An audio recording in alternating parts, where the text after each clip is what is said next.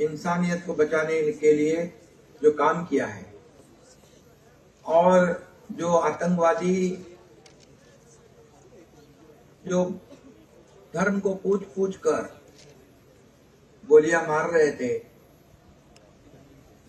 जो हिंदू है उसको मार रहे थे, उसमें कई महाराष्ट्र के भी हमारे पर्यटक थे, उनको चुन चुन कर मारने का दर्दनाक हादसा पहलगाम में हुआ था।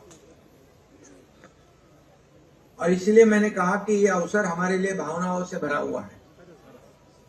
पहलगाम में इंसानियत की जो हत्या होगी उसको 1 साल हुआ।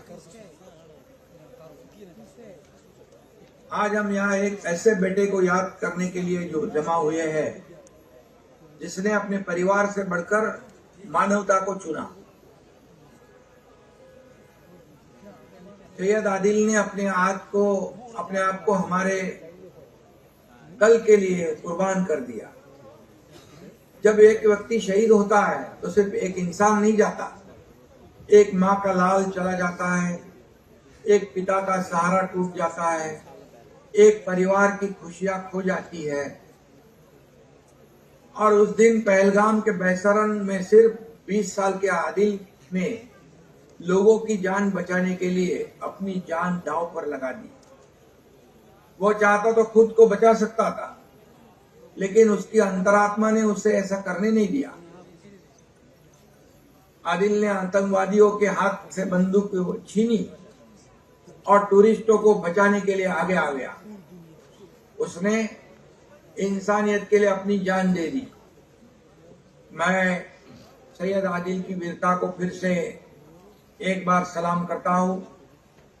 उनके माता पिता सभी परिवारजनों को ऐसा विश्वास दिलाता हूं कि हम लोग आपके साथ हमेशा है।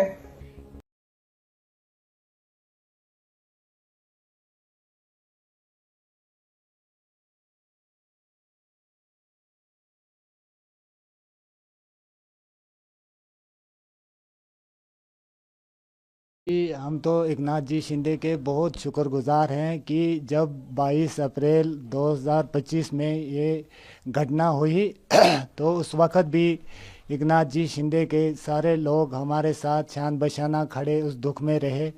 और आज भी जब पूरा साल होने को आया तो आज भी वो हमारे साथ शान बशाना खड़े हैं। और अभी उन्होंने जो हमें घर बना के दिया था, घर का कहा था कि हम घर बना के देंगे, उन्होंने घर भी बना के दिया। और घर में सब कुछ जो मटेरियल यहाँ घर में लगता है, किचन का सामान, मैटिंग और भी खाने पीने का राशन सब उन्होंने दिया है, जबकि सुई से धागे तक सब कुछ उन्होंने हमको दिया है।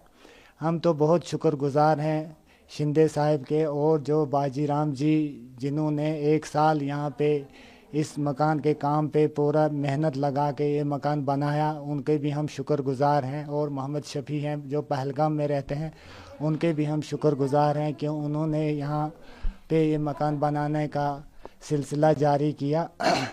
तो हम एकनाथ जी शिंदे के बहुत शुक्रगुजार हैं। मैं सबसे पहले शुक्रिया अदा करूँगा जो हमारी यहाँ की सरकार है, लोकल गवर्नमेंट है, प्लस जो हमारी महाराष्ट्र की सरकार है, महाराष्ट्र के डिप्टी सीएम जो है एकनाथ शिंदे जी, उन्होंने हमें मतलब वो टाइम में वो हमारे साथ यहाँ पे आए, ताज़ियत में शरीक हुए। और उन्होंने वो टाइम में जो भी हमें बोला था, उन्होंने एक मकान अनाउंस किया था, वो आज पूरा कंप्लीट है, उसका आज इनॉग्रेशन है।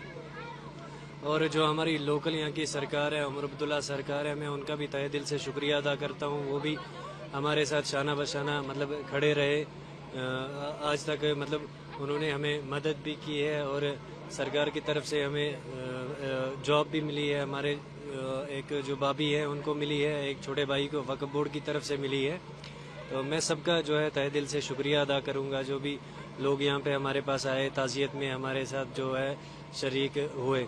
और दूसरी बात ये, जो हमारे आदिल साहब थे, उन्होंने मतलब वहाँ पे शहादत पाई, उन्होंने वहाँ पे लड़ते लड़ते अपनी जान दी। तो उस पर हमें फ़ख्र फील होता है कि उन्होंने जो काम किया है वो बहुत ही बड़ा काम किया है। ये बहुत कम लोग होते हैं जो ऐसा काम करते हैं। उन्होंने वहाँ पे बहुत सारे लोगों की जान बचाई, अपनी जान दी। और उन्होंने वहाँ पे जान अपनी निशावर कर दी वहाँ पे। महाराष्ट्र की सरकार ने आपको क्या दिया, क्योंकि सरकार ने बोला था कि हम